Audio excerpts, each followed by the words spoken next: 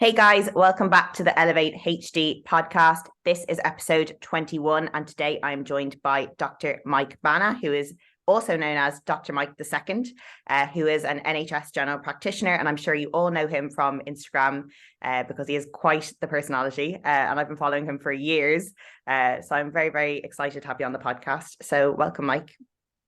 Oh, thanks for having me. That's a lovely intro. Thank you. No problem. I remember I messaged you a few years ago. I think it was 2019, because I was graduating from my nutrition certification and I went to the ceremony and you were there. And I messaged you afterwards, being like, I really wanted to say hi, but I was too shy. And you're like, oh, that's so sad. I'm really sad that you said that to me.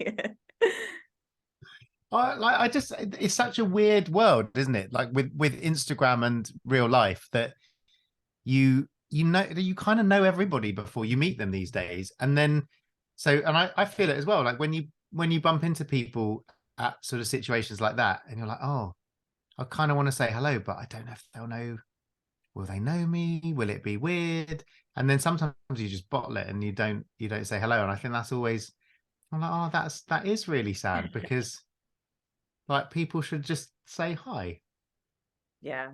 I think I've gotten better now, like since I've been in the industry for many years. Like I wasn't even like a coach at that point. I literally just got certification, was kind of dipping my toe into fitness. But then the longer you're in the industry, the more you know that people don't really bite, and we're generally quite friendly if you do approach us. Exactly. But I think it's important to remember, isn't it? It always feels weird to go up to a person that you don't know and start chatting to them, doesn't it? Like it's such an unusual thing. Like, you know, we've grown up meeting people, like the first time you meet them is the first time you meet them. Whereas it's such an odd situation that now the first time you meet somebody, you sort of have seen about 300 photos and videos of them talking about nonsense on the internet. And it does create an odd kind of sensation, doesn't it? Yeah, and it's so different to like previous generations where celebrities were like just so out of reach, whereas now they're really like accessible to us because we see them on social media, we see their day-to-day life. You know, we could, like, someone we follow on Instagram, we could literally just go up to an event and be like, hi, how are you? Whereas you'd never do that back in the day when like they were like superstars, you know. But that's because I guess what we do with Instagram is we almost confuse the idea of humans and celebrities, because actually what before someone was famous because you saw them on a device but didn't know them in real life. Mm.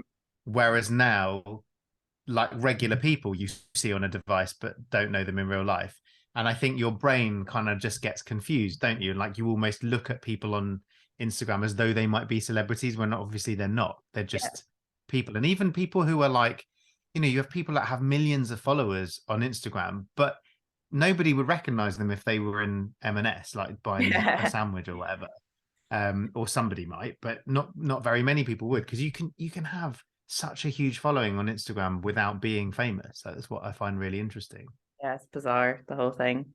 So yeah, do you want to tell us a little bit about yourself then? Where did you come from? What got you into being on Instagram, being into fitness and health, all that kind of thing?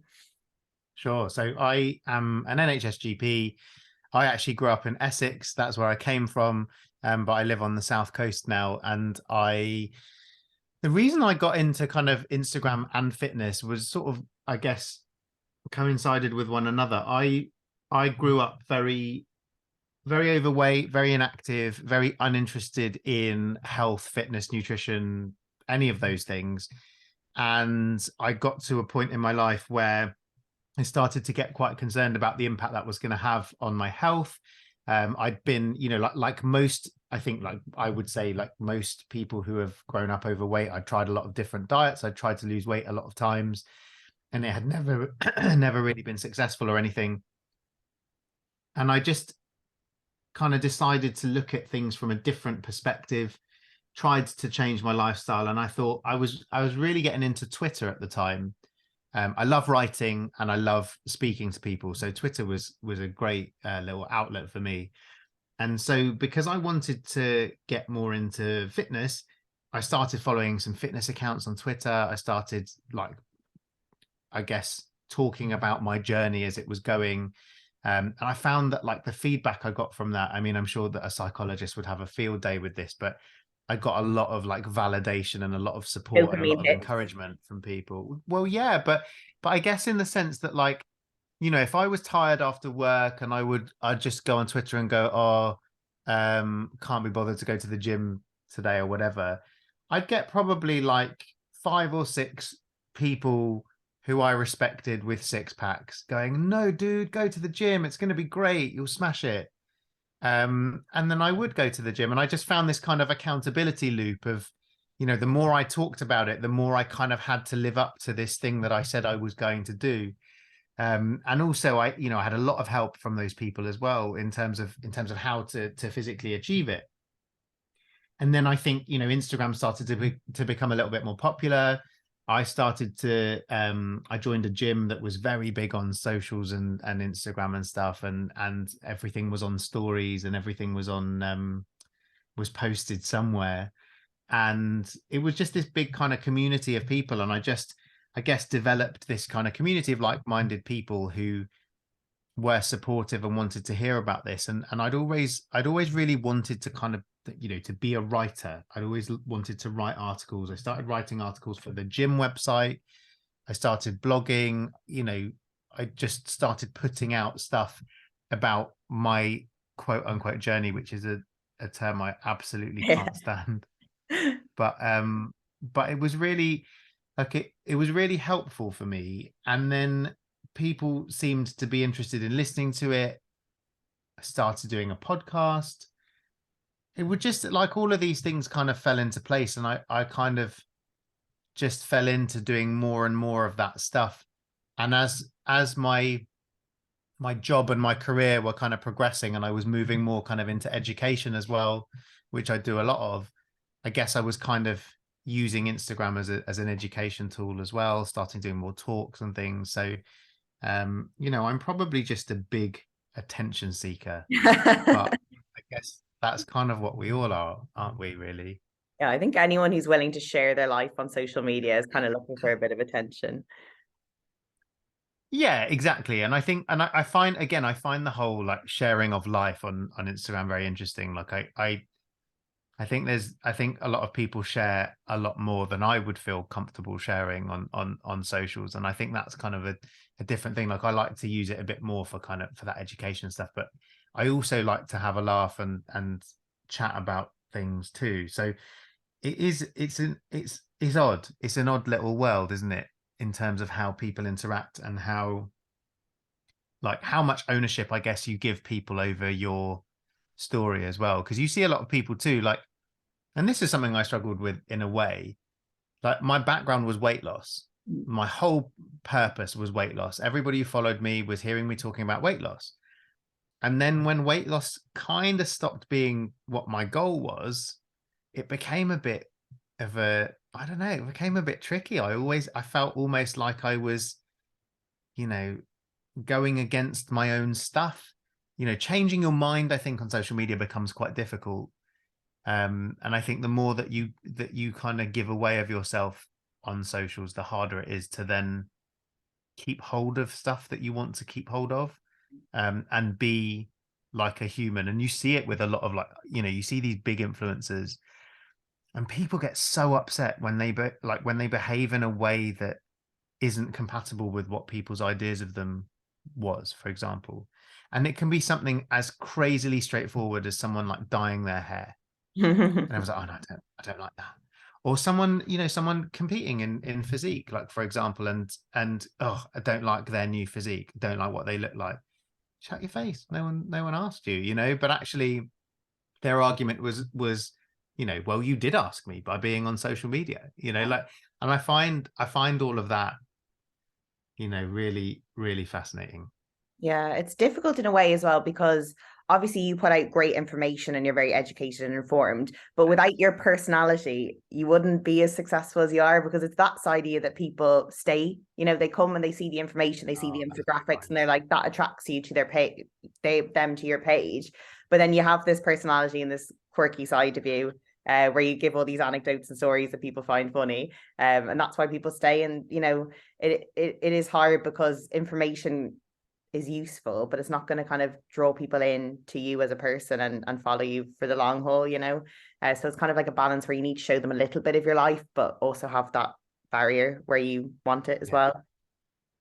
Yeah, I agree. I mean, I that's very kind of you to say. I often actually think it's the other way around. Like sometimes I think if I was a bit more focused on the information and the education, then I would probably have, because I don't consider myself to be particularly successful on social media. Like I think that compared to people who are, if you actually look at the amount of stuff I've put out on social media in terms of the number of posts I've done, etc., like my following is actually pretty modest. There's a lot of people who've been doing it for a lot shorter time than me, who've got huge followings, and they are kind of putting out similar like themes of stuff. But I think the thing for me about social media has always been, like, I've always done it for the principal reason that I enjoy it, not for the principal reason that I want to grow a following. Or and it's like I get, for like when people say that, everyone's like, yeah, right, of course I would love to, to develop more of a following, but I've never wanted it to be at the expense of me being happy with what I'm doing. Like the minute it becomes a chore, then what's the point in having a social media following? I don't get my money from it. I'm not dependent on it. So I'm probably not as consistent as I should be, but also I'm much more willing to go, actually, I really like this picture of a donut. I'm going to post it, even though it might provide no value to people as such. And I think that, I guess, other people are better at using social media in a more professional, like, I don't mean like that my way is unprofessional. I just mean that it's more for my enjoyment than it is for everyone else's. And it's lovely, really lovely that like people have kind of come along for the ride, I guess. But it's never been the main intention. And I think it becomes really dull when it is the main intention, because then you just spend all day editing videos and adding captions. Yeah, well, what we were saying before we hit record is that both of us have full-time jobs in healthcare slash science. And it's very hard to come up with content ideas and information and editing and all the stuff you have to do these days to, catch the algorithm on Instagram. And if we're just doing it purely for enjoyment and passion and for helping others, it's a lot of extra work to do. Whereas, a full-time online coach, they can schedule their content creation and all that stuff into their working day, whereas we have to find parts around our working day where you can fit this kind of stuff in. So it does become, you don't want it to be a chore, you want to do it out of enjoyment, because at the end of the day, like, Yeah. you do it as a pastime, like in your own spare time.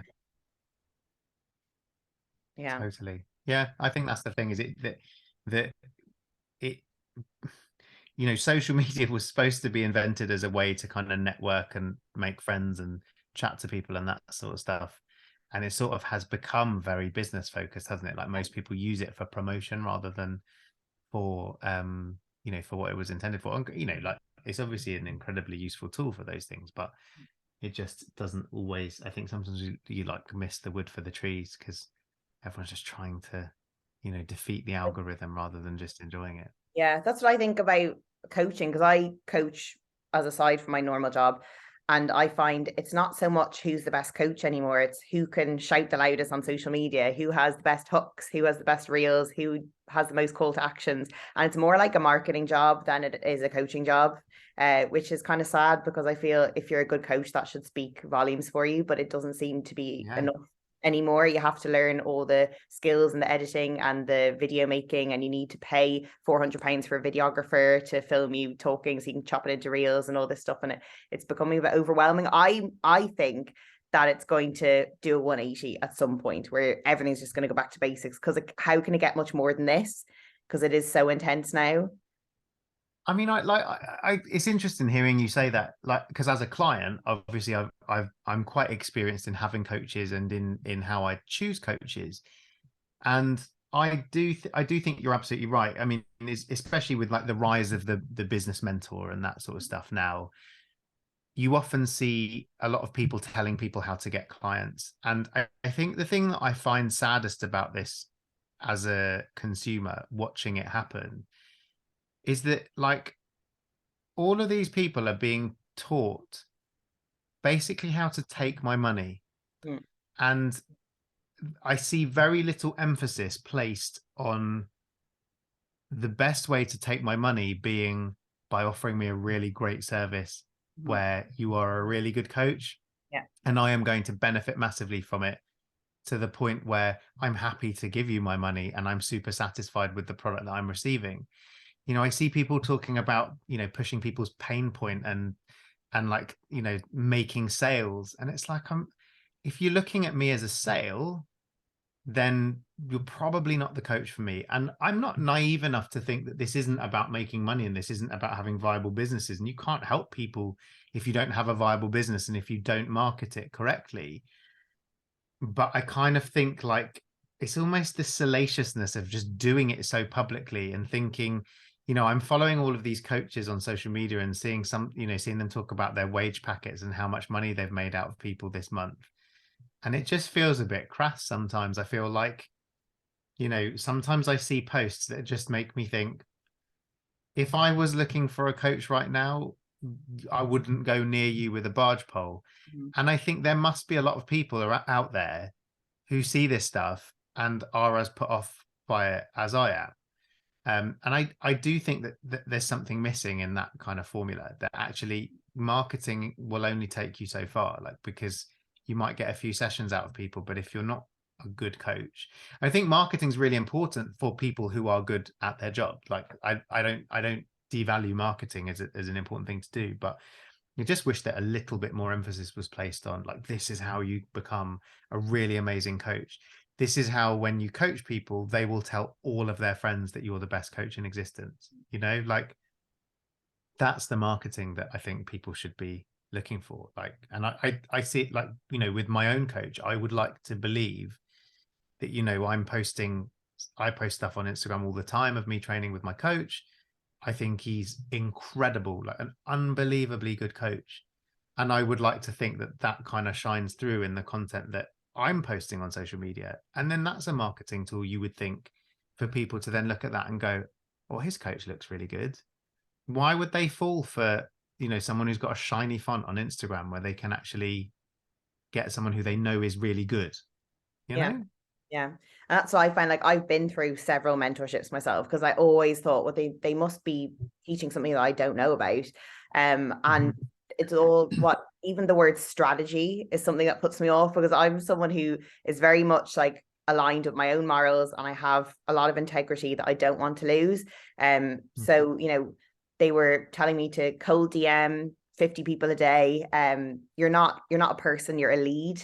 And when you convert from a lead, you become a sale. And you don't have a consultation call, you have a sales call. And it's all very marketing, as you said, handling objections, pain points, all the kind of stuff. And I just don't want to treat people like that. I want to treat them as humans. So I go against any sort of thing that a lot of mentors tell me. Like, if people can't afford me for a month, I'll freeze their payment, because I don't want them to leave. And if they're in a bad position, the last thing I want them to do is also not have a coach during that time. I do a lot of things that a business mentor probably would advise against, but because, like, I want to help people and I care about them. So it becomes a very much cutthroat kind of system. And then they're shining from the rooftops that I've made, 5K month, 10K month, and it's all about money and stuff like that. Whereas, at the bottom of it, like, coaching to me is a vocation. And it's not something to necessarily get into just to make the money, because I think it is much more than that. And if you do look at, like, the top coaches, even in the bodybuilding industry, none of them do that. They have just worked for 5 years, 10 years plus in the industry. They build up a reputation, they get social proof, they have a portfolio of results and testimonials, and that's how they build. And yes, it might take a good bit longer, but I think some people, in a way, when they work with a business mentor, they're building a house of cards in a way, where they get to one point and then it's not stable. They haven't built those foundations, they haven't solidified them, they haven't learned how to be a good coach, they've learned how to be a good salesperson, as you've said. And they've kind of missed the fact that, you can get all these clients in, but then you need to coach them properly, or else they're going to leave. Yeah, absolutely. So then, for your role as a GP, like, how often does kind of the topics of nutrition and exercise and fitness come into your, like, daily practice, and how you talk to your patients? I mean, they come into conversation fairly frequently, but it's always in a slightly different way to how it would be, I guess, in the circles that we run in, kind of on Instagram and stuff like that. You are mostly speaking to very motivated people who want to change, or who want to, be interested in fitness, or book coaches or whatever. Whereas in the world of GP, it's often that you're trying to have a conversation about the issue with somebody that doesn't either recognize that it might be an issue or have any interest in resolving it as an issue. So I think the biggest difference there is like that usually the level of motivation to actually have the discussion. And that can be one of the most challenging things, because having a conversation like that in a sensitive way is really difficult to do, because it's essentially bringing things up out of the blue. You know, sometimes people will ask me questions about how to, you know, to engage in lifestyle change and stuff, but it is more often than not the other way around. And it has to be in those situations. It's difficult because we only have a 10-minute appointment. The conversation has to be fairly superficial. It's really difficult to have a lifestyle conversation with somebody without really knowing what their lifestyle is. And if you ask somebody to describe you their lifestyle, that takes more than 10 minutes. These conversations normally take place at the back end of a consultation about something else. So it's clunky, I think, is probably fair to say. And I think that's probably one of the things that a lot of GPs struggle with.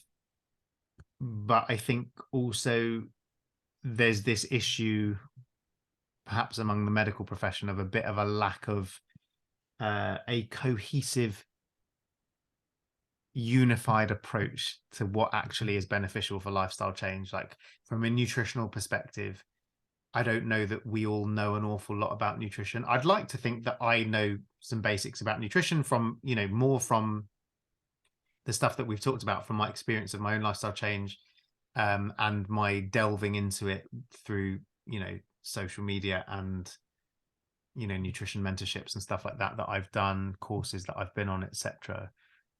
But I still think even with all of that, I'm still relatively, like, I wouldn't say uninformed, but nowhere near the level of nutritionist or dietitian that, you know, the people that we should be listening to. So it's always a bit tricky, because you kind of have to boil down the information to some pretty basic things. But luckily the basics are what works. So sometimes that can be helpful. But I think often people are looking more for like a magic bullet, aren't they? So it just can be a tough discussion to have, I would say. But yeah, one worth having. Yeah, it's something so difficult as well, because I find in my world of nutrition and bodybuilding and fitness professionals, we all know what works. We all know how to lose weight, how to gain weight. We think it's just second nature. But then when I speak to like my family or, you know, friends outside of the industry, I realize how much misunderstanding is still out there. Yeah. Like I remember I was Yeah. having a conversation with my dad, and he wanted to drop some weight. So he said to me, okay, I'm going to stop drinking my glass of wine at my dinner and I'm going to have some orange juice instead, you know, thinking that that was healthier because it's fruit instead of wine. But he didn't realize that the calories are pretty much equated. So it's probably going to do no good to him. And what happens to him sometimes is he makes all these choices that he thinks are sacrifices, tiring his brain out and getting kind of fatigued from that, and then getting fed up anyway because he's making all these things that aren't working. So he gets frustrated and gives up. Like he'll swap his biscuit for a banana and things that he thinks he's doing a really good job, and he's working hard making all these decisions, but they're not actually benefiting him. And that must be incredibly frustrating for someone like trying to lose weight and have a healthier lifestyle. Yeah, 100%. And I think that's what makes it really difficult for people, because I think you've genuinely got a lot of people around the world all the time who are going out and making this really strong decision that they are going to change their lives and that they are going to become healthier. And the way that they do this is by going to the supermarket and going to the healthy section and buying the stuff in the healthy section rather than the stuff that they usually buy. And you're 100% right. Invariably, the stuff in the healthy section tastes horrific and has just as many calories in it as the stuff in the quote unquote unhealthy section. And it's so frustrating. Like having a knowledge of nutrition and how it works almost feels so essential to this. And I was thinking about this the other day, like think about all the low calorie, low fat salad dressings that exist that are so disgusting. Like they are just like colored, congealed water that adds nothing to what you're eating. There's a Mary Berry mango chili and lime salad dressing that has, I think, lower calories than almost all of those salad dressings, but it's not advertised as low fat. It's not advertised as low calorie. It's just a really nice like salad dressing, but because it's fruit and chili based, there's not that much oil in it, and it's low in calorie, but it's like a bit of sweet, a bit spicy, and it is amazing. But no one knows about it because they wouldn't think to look at the labels and delve deeper into what actually is more likely to help you lose weight or, be healthier or whatever. They just look at the overall big picture in the supermarket. And I used to do that as well. Like, I'd buy Ryvita, and it's awful. Like, and I'd have Ryvita and cottage cheese and I was all of literally that kind of going to stuff that say I everyone. used to do that with cottage cheese. Exactly. But then, like, you'd eat like triple the amount because in your mind it's really healthy, so you can have as much of it as you like. So I would massively overeat these disgusting foods, be really unsatisfied because they didn't taste good, and then get bored after 3 weeks because I was still in the same size jeans, and I didn't realize that, I might have actually lost a pound or a kilo or whatever, but I didn't weigh myself because I just thought, I'm eating healthy. The weight will all fall off me and I will change sizes immediately. And I think that, that's, I think, what's so frustrating is people are putting in all of the hard work that it takes to lose weight. In fact, more hard work than is necessary to lose weight, but they're not getting the results from it because they're doing things that the wrong people have told them to do. And this is why I get so frustrated about the statistics, like 95% of diets don't work. Yeah, 95% of diets don't work because they're rubbish diets. Like, if you actually engage in a healthy, nutritious, and delicious fat loss diet, it can be amazing. It can be just as enjoyable. And this is what I find really frustrating. It can be just as enjoyable to eat in a calorie deficit as it is to eat in a calorie surplus, depending on what types of foods you're eating, and depending on what types of foods you enjoy, and depending on what you know about cooking and calories. Yeah, I remember because during my first bodybuilding prep, I was working in the Department of Medicine at Cambridge University. So obviously, like, very highly intelligent people around me. And I would take out my food and they'd be like, but you said you were dieting. Like, how are you eating that? And how are you able to have this food and not that food? And they were saying to me like, oh, and you're eating carbs since after 6, but I thought you were trying to lose weight. And these people who are like highly intelligent people just had no idea, just because they've never had the education or the information provided to them. And there's like all these false friends. Like, I remember when I was younger, I was a little bit chubby and I was always trying to lose weight, never able to do it. And I used to do things like cut out salt, or I would switch from Diet Coke to regular Coke because I thought Diet Coke was worse for me because people were telling me that the diet was bad and things like that. And I just had no idea that I was just missing. It's like that saying, when you're focusing on the methods instead of the principles, which is why so many diets don't work, because they don't focus on the principles, they focus on the method. It's just a minefield out there.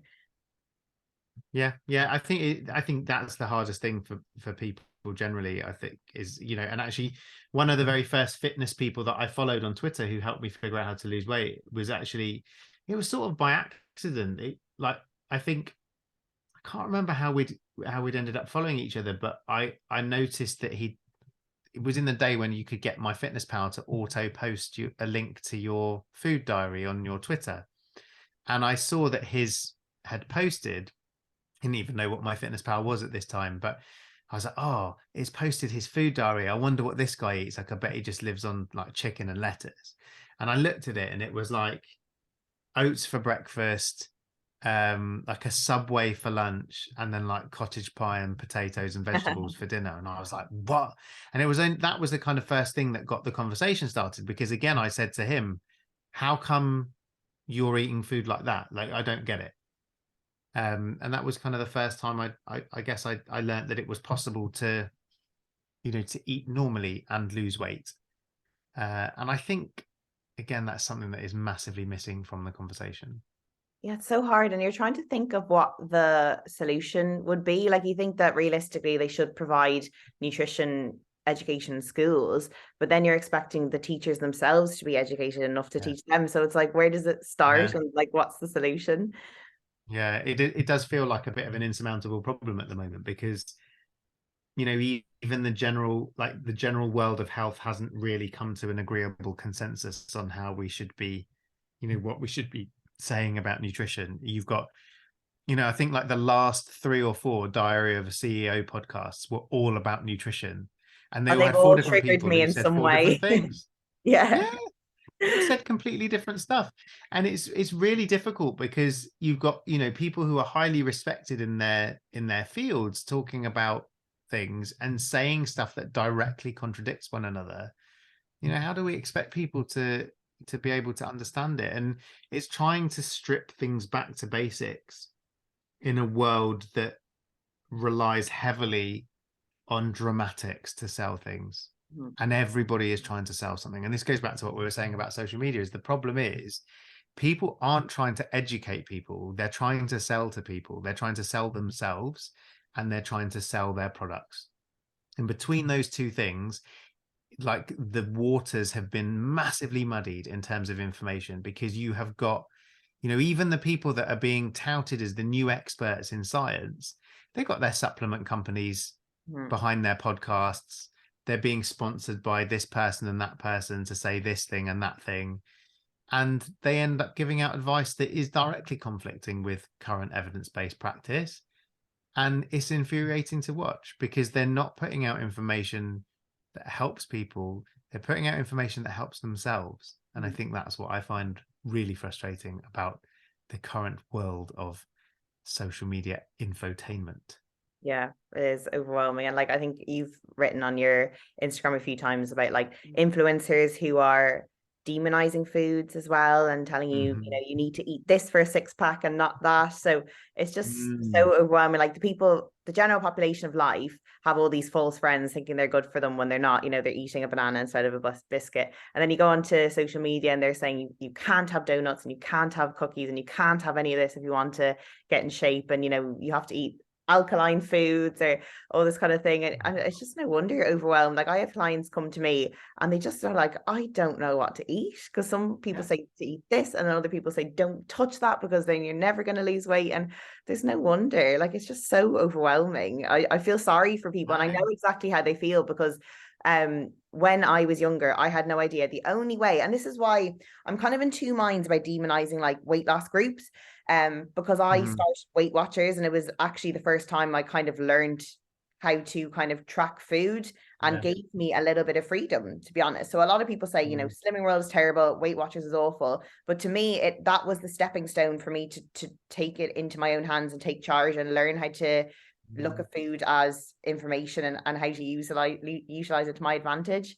So for me, it was very helpful to be in Weight Watchers and Slimming World. Now, obviously, there are, you know, downfalls to it, not perfect, there are pitfalls, but it got me on the right track to learning for myself how to eat.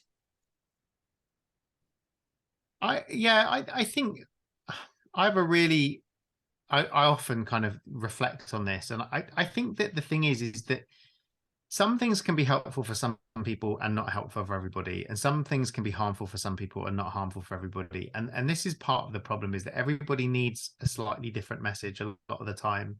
And some people will really benefit from Slimming World or Weight Watchers, and some people won't.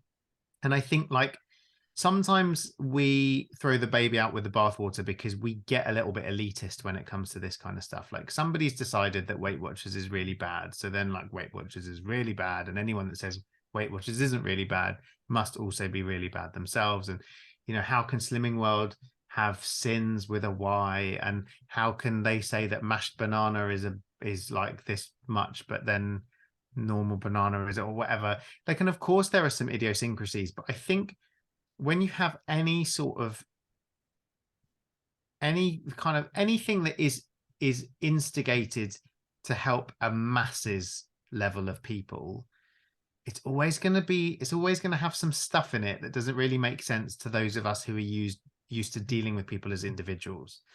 It was like there was a TV program that got it called, I think it was called like The Truth About Carbs or something like that.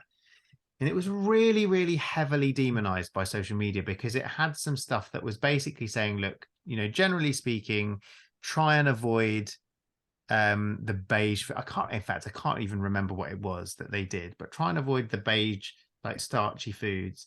And everyone's like, you can't say that. Then people are trying to avoid potatoes, and potatoes are really healthy and they've got loads of nutrition in them, and you're demonizing potatoes.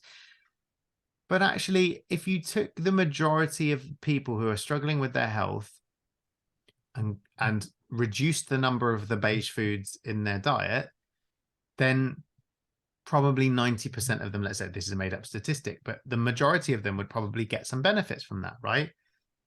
And what people forget is that you're trying to give the simplest message to get through to the largest amount of people when you're talking about public health and when you're talking about population level health.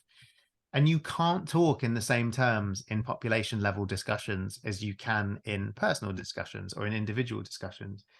And so I think, you know, stuff just gets tarnished because people think it's really terrible. And, you know, the weight loss groups are great fodder for social media people because, you know, they provide a really easy target.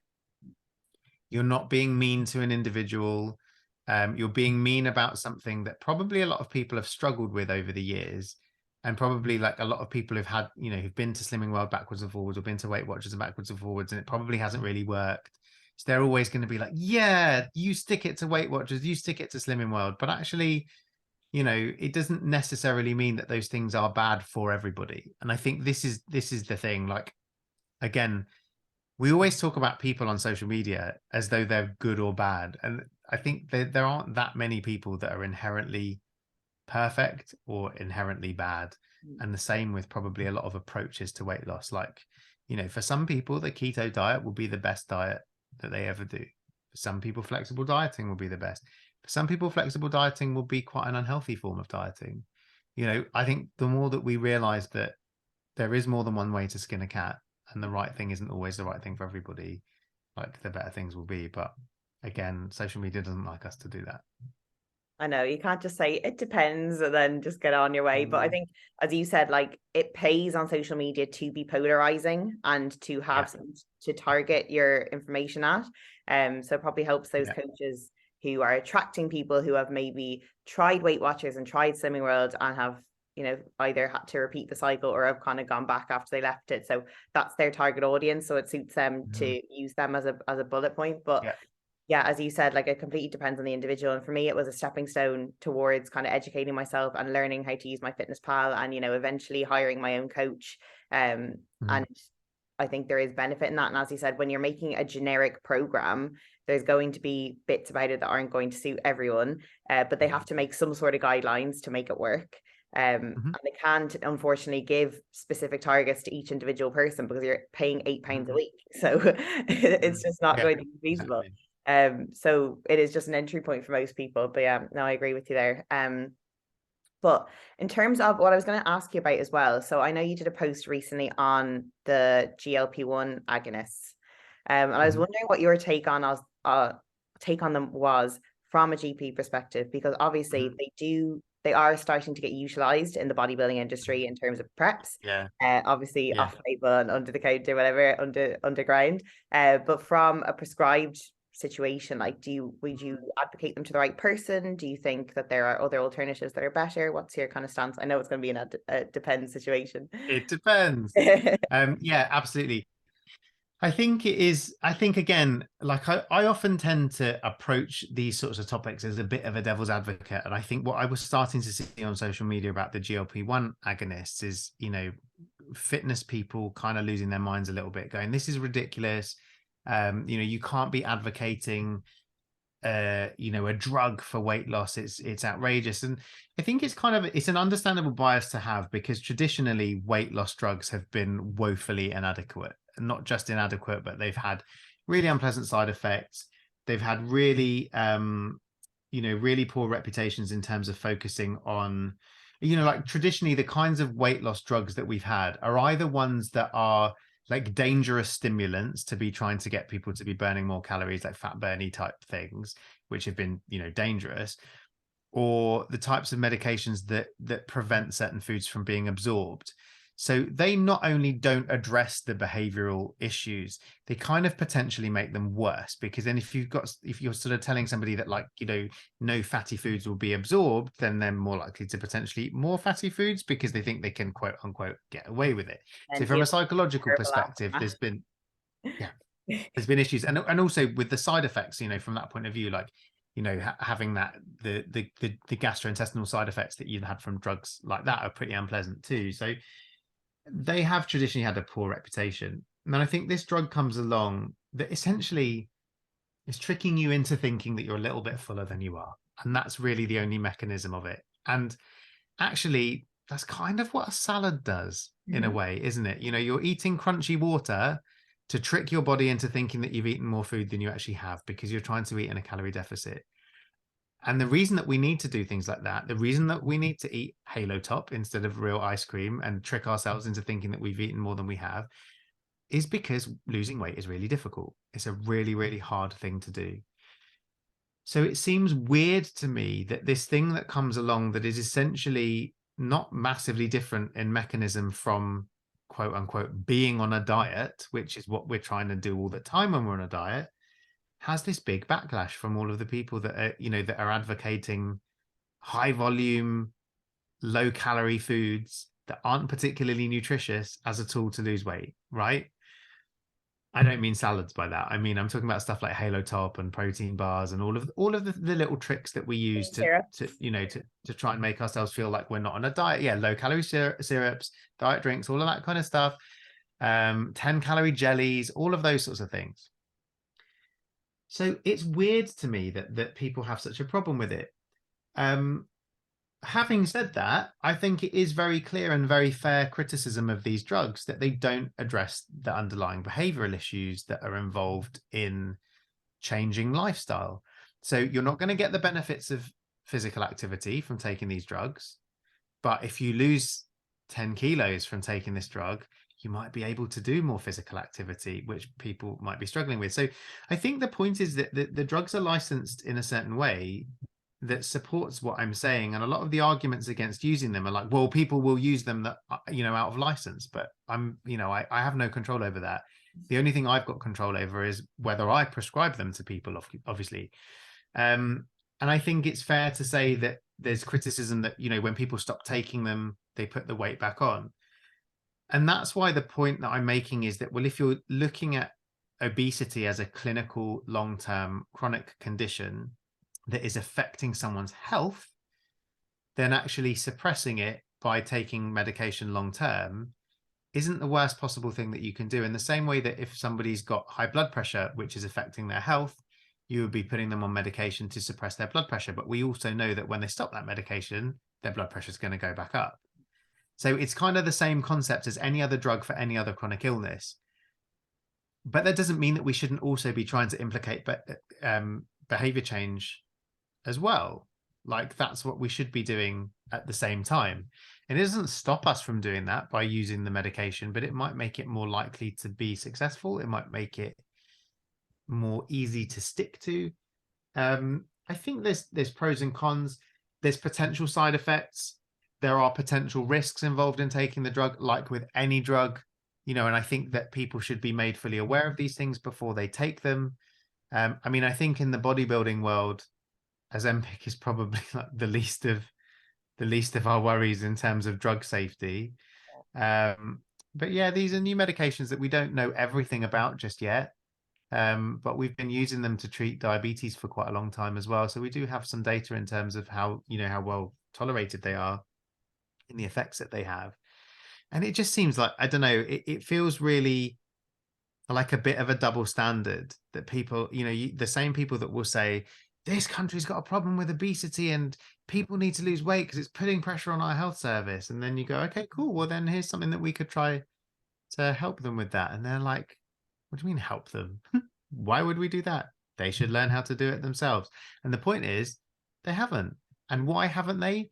Because it's not really their fault, actually. And I know that this is a really big contentious issue, but personal responsibility is a big thing when it comes to obesity. And I think that, like Spencer Nadolsky, who is, Spencer Nadolsky? He's an American like obesity specialist, and he puts out some really great content on this stuff. Like I've learned a lot from his stuff.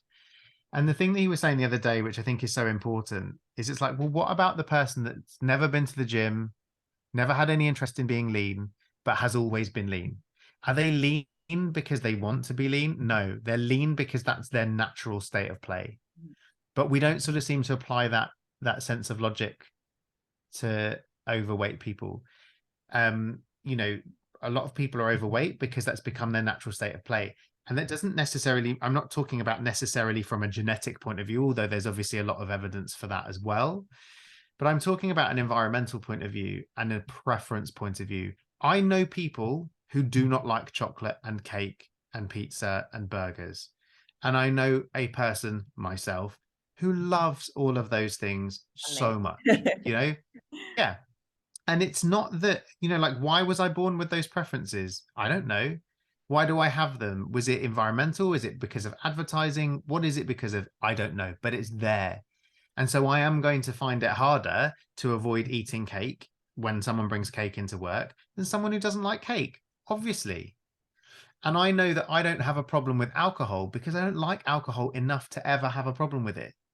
I enjoy a drink, but I never really have a problem. Like, if I'm driving, I won't be bothered that I'm driving because it means I can't drink. Whereas other people will. Other people won't enjoy their night unless they've had a drink, or they won't be able to, they'll be really tempted into drinking. And I don't. And it's not because I have more willpower than those people or because I'm a better person than they are. It's just because I have different preferences. And then when we live in this environment where food is so freely and readily available to us all the time in these high quantities and high, the high calorie versions of these foods are so available to us in these high quantities. And there's no correlation between fullness and calorie intake. It becomes almost impossible. Like, how surprised have you been since they started to put calories on menus? And you suddenly realize that the food, like the meals that should have been 600 calories because they're basically chicken and vegetables, are actually 1,500 calories. And you Yeah. never would have thought they were 1,500 calories. And you could have easily eaten 3 or 4 of those in a day and been eating 4,000 calories a day without even thinking about it. Yeah, especially if you go to America and a salad is 1,500 calories and you're like, I was trying to be healthy. Crazy. Yeah, Yeah. crazy stuff. Absolutely crazy. What you But touched anyway, on as well is like, I got off tangent, didn't I? oh no, because you touched on something there that I was going to say actually, is the thing with when you have high blood pressure and they put you on medication is okay because that's a physiological thing that you cannot help, quote unquote. But there's still that stigma that being obese is to do with a lack of willpower and a lack of self-control. So they think that you don't deserve to have a medication to help you because you essentially did this to yourself. And there's still that thought process behind people who are obese. And that, as you said, there are so many factors that come into play when you are an obese individual, such as your genetics, whether you have the FTO gene or not, whether you have, you're leptin resistant or you have low leptin where you just don't feel fullness. And also your environment, where you grew up, were you in, your socioeconomic background, your food preferences, all that kind of stuff comes into play that are going to contribute to your body weight and, your body composition. So sometimes having that medication available to you can really help. So I think it's quite ignorant of people to say that, you shouldn't need a weight loss drug because they've never needed it and they've come from the perfect background where they are fully educated and informed, because some people just unfortunately haven't come from that background, and they need assistance. And I think also the fact that it is an injection also doesn't help because there is always a stigma around injections and things like that as opposed to orally. So people who are obese are dealing with a lot of stigma and a lot of stereotyping that is very difficult for them to have to handle. Definitely. And I think it is hard for people to understand. And the reason I'm sympathetic to those who don't understand it is because I was also one of those people. Like I mentioned before, like I grew up really overweight, really inactive, and all it took really for me to change was a bit of education and a bit of this lifestyle change that wasn't that difficult. That, I'm still pretty proud of myself that I did it. It wasn't easy, but actually what happens when you do that is you get this weird survivor bias where you've decided that, wow, that was really easy. And if I can do that, anyone can. And for a long amount of time, I've very much carried this idea that if I can do that, anyone can. And there's really no excuses, right? And what I completely neglected at the time to consider was the fact that I came from the most privileged situation. And actually, yes, the reason that I was overweight was because I had little regard for not being overweight. I had little regard for my health. I had little regard for nutrition. I had little regard for physical activity. And I really liked eating junk food. And I had focused all of my energy up until that part of my life on, you know, my career, my education, and all of that kind of stuff as well. So like I was expending a lot of energy on those things. I wasn't lazy. I was just busy doing other stuff. But in my mind, it was all because I was lazy. And actually, for the most part, you could say about my experience is that it was because of my actions, as much as you possibly could say that for anybody. But I forget when I'm then coming out of that situation that not everybody else is fat because I was fat, or for the same reasons that I was fat.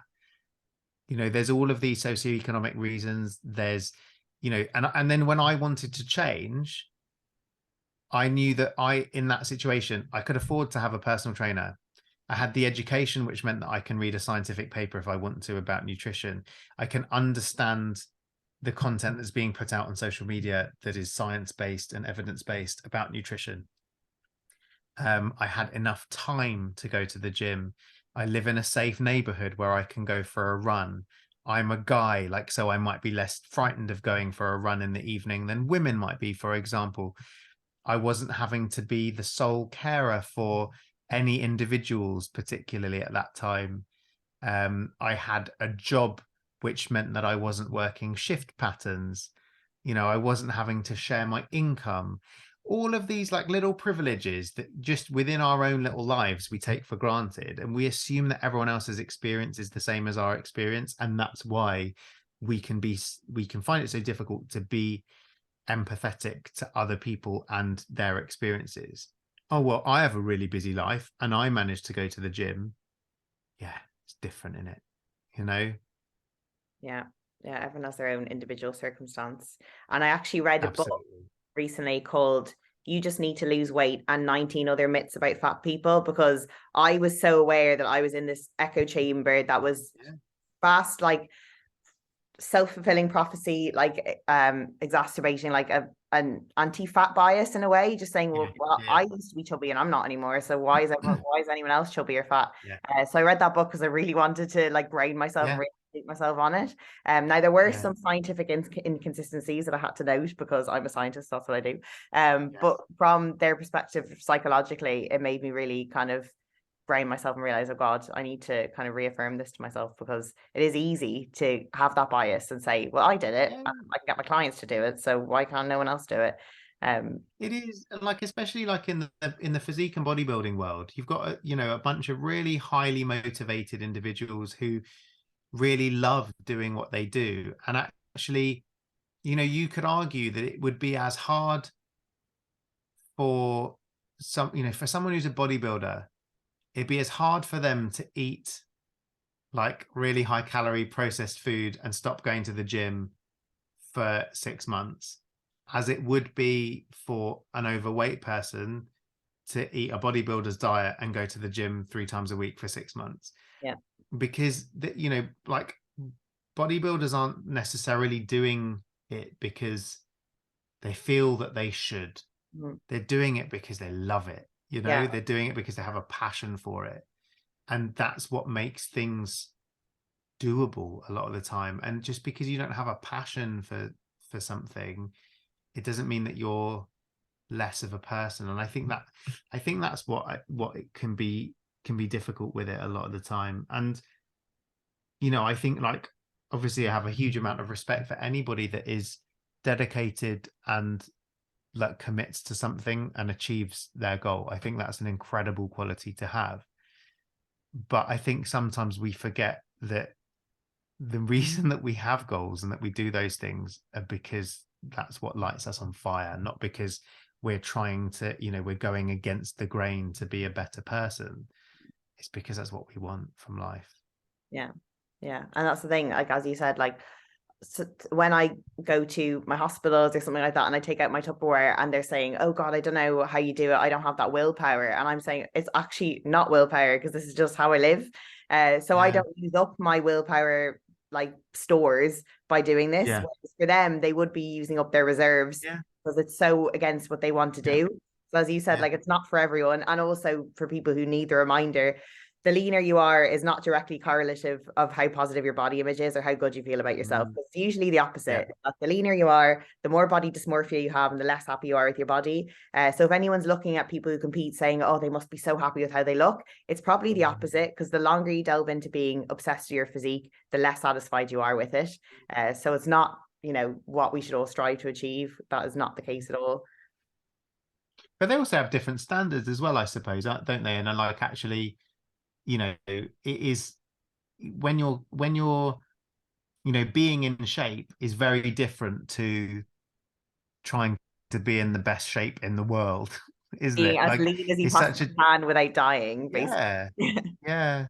And it is like, you know, you can see why these sorts of feelings escalate and develop, is because it's that constant. You're not trying to be in shape. You're trying to be in better shape than anyone else. Yeah. And I think that's what makes it really difficult. And I think it's very difficult to be objective about your own absolutely body anyway. And particularly if you've got something to prove, you know, if you're trying to be as lean as possible, the thing you're going to notice most about your body is the fat that's there, especially when you're literally being judged by a panel, which not a lot of people have that experience with their physique or their body. So that definitely doesn't help when you're going to be judged objectively by a panel of people who are going to decide whose body was the best on the day. Yeah, exactly. So yeah, it is an interesting world.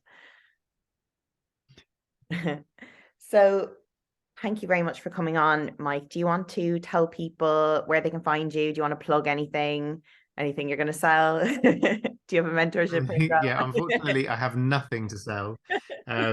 But yeah, if anyone would like to follow me, obviously it's Dr Mike II on all of the different social medias, even TikTok. Oh, you're on TikTok? I didn't know that. I am on TikTok, but it's terrible. Like, I don't, you know how I always find it really embarrassing about TikTok, because everyone's like, oh yeah, you don't have to do anything on TikTok and you just get hundreds of thousands of followers. And I've got 456 followers on TikTok. So it's like when someone says, oh, you have to be really stupid to fail this exam, and then you fail it. No, but that happened to me actually on TikTok, because I was posting loads like physique updates and really like fancy like things of me training. I put up a video of me picking up some 0-calorie noodles from Aldi and posting that, and I got 400,000 views. And that's literally, and everyone in the comments was going mental. They're disgusting. No, they make you fat. No, they don't. Oh my God. It was just, it's a very strange place, TikTok, isn't it? Diet hacks, they go viral. So if you ever want to try that, people go mental. I will keep that in mind. But then also I started a food TikTok, because I have a food Instagram account. I posted 3 videos about burgers, and then I got taken down for violating community guidelines. So I've no idea how that happened. So I don't want to try TikTok again, because I'm worried I'll lose my account again. That's weird. Very weird. It's a very odd place, I think, TikTok, but I stick to Instagram for now, I think. I prefer Instagram too. So yeah, just Instagram. Yeah. So guys, if you enjoyed this episode, please make sure you take a screenshot, share it to your story, tag myself. I'm at Holly_Physique Collective and at Dr Mike II. Is that right? We'd really appreciate if you gave us a reshare. And as always, if you want to slide into my DMs with any topic suggestions, any guests, anything at all, any feedback, I would much appreciate it. But yeah, thank you guys so much for tuning in, and we'll catch you next time. Thanks for